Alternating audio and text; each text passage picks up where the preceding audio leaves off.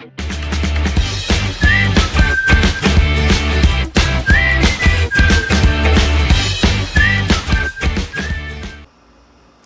And welcome back to our channel Coursology hub.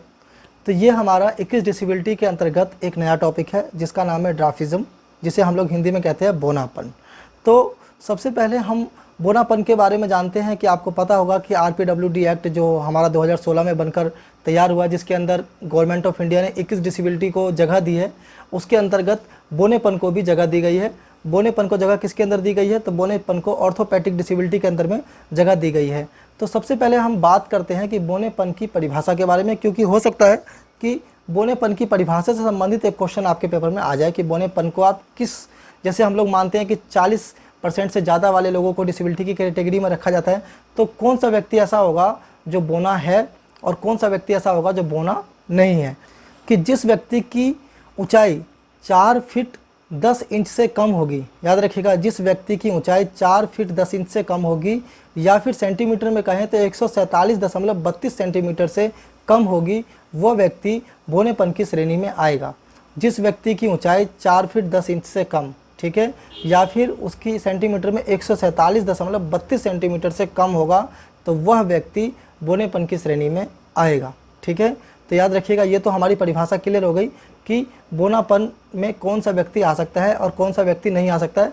अगर हम इसकी औसत ऊंचाई की बात करें तो औसत ऊंचाई के तौर पर पुरुषों के अंदर ये जो औसत ऊंचाई होती है वो होती है 4 फीट 4 इंच, और महिलाओं के अंदर जो औसत ऊंचाई होती है वो होती है 4 फीट 1 इंच। ठीक है, तो यहाँ पर हमने इसकी परिभाषा के बारे में बात कर लिया, महिला पुरुष की औसत ऊंचाई के बारे में बात कर लिया। ठीक है, और अगर ओवरऑल औसत ऊंचाई की बात करें तो 4 फीट जो होता है वो बोनेपन की मैन परिभाषा के अंतर्गत आता है, और 122 सेंटीमीटर जो है वो किसके अंतर्गत आता है? ये इनकी 100 मतलब जो बोनेपन की जो औसत है, सेंटीमीटर में अगर मापे तो 122 सेंटीमीटर और वैसे मापे तो 4 फीट। ठीक है, ये कैसा रोग है? तो ये एक वंशानुगत रोग है। ठीक है, किस प्रकार का रोग है ये एक वंशानुगत रोग है, यानी कि पिता से पुत्र में, पुत्र से उसके पुत्र में, उससे पुत्र से उसके पुत्र में, तो इस तरह से फैला जाता है। अगर हम इसके मतलब अगर इसके हम हिस्टोरिकल पॉइंट ऑफ व्यू के बारे में बात करें कि भाई ये कैसे बना, विश्व बोनापन दिवस जो है वर्ल्ड लेवल पर 25 अक्टूबर को मनाया जाता है। और 25 अक्टूबर को ही क्यों मनाया जाता है, इसके पीछे क्या कारण है? तो 25 अक्टूबर को बिली बार्टी का जन्मदिन होता है। अब ये बिली बार्टी कौन था?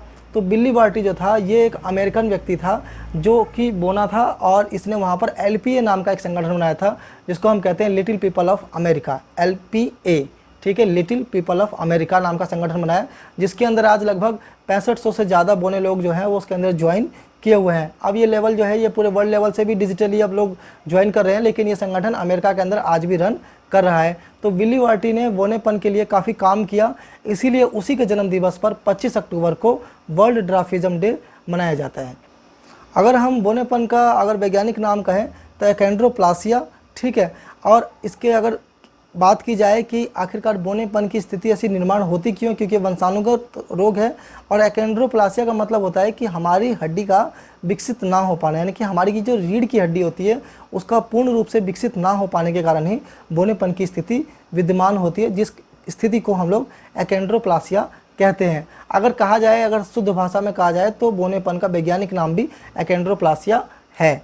तो आई होप कि बोनेपन के ऊपर आपको ये इन्फॉर्मेशन काफ़ी अच्छी लगी होगी, और अगर आपको इसी तरह की लेटेस्ट इन्फॉर्मेशन चाहिए तो आप हमारे वीडियो के साथ इसको लाइक करिए, चैनल को सब्सक्राइब करिए और बेल आइकन को प्रेस करिए, ताकि हमारे हर लेटेस्ट वीडियो की नोटिफिकेशन आपको टाइम टू टाइम मिलती रहे। और वीडियो को ज़्यादा से ज़्यादा शेयर करिए ताकि लोग हमारे साथ जुड़ सकें और ये चैनल भी आगे जा सके और आपको अच्छे से अच्छा डिसेबिलिटी से रिलेटेड कंटेंट मिल सके। तो हमारे जो 900 लोगों की जो फैमिली है, आप चाहें तो हम बड़े से बड़ा परिवार बन सकते हैं। तो बस सबसे एक ही उम्मीद है कि आप जितने भी ग्रुप में जुड़े हुए हैं, आप एक शेयर ज़रूर करिए। अगर आपको लगता है कि इस चैनल के ऊपर अच्छा कंटेंट आ रहा है तो आपसे मेरी एक उम्मीद है, आपको भी मेरे से उम्मीद है कि अब मैं अच्छा कंटेंट लाऊं, तो मुझे भी आपसे एक उम्मीद है कि आप एक शेयर व्हाट्सएप ग्रुप में, फेसबुक के ऊपर, जहां भी आप सोशली जुड़े हुए हैं, एक शेयर बनता है, तो प्लीज़ एक शेयर सारे व्यक्ति ज़रूर करें। Thank you so much.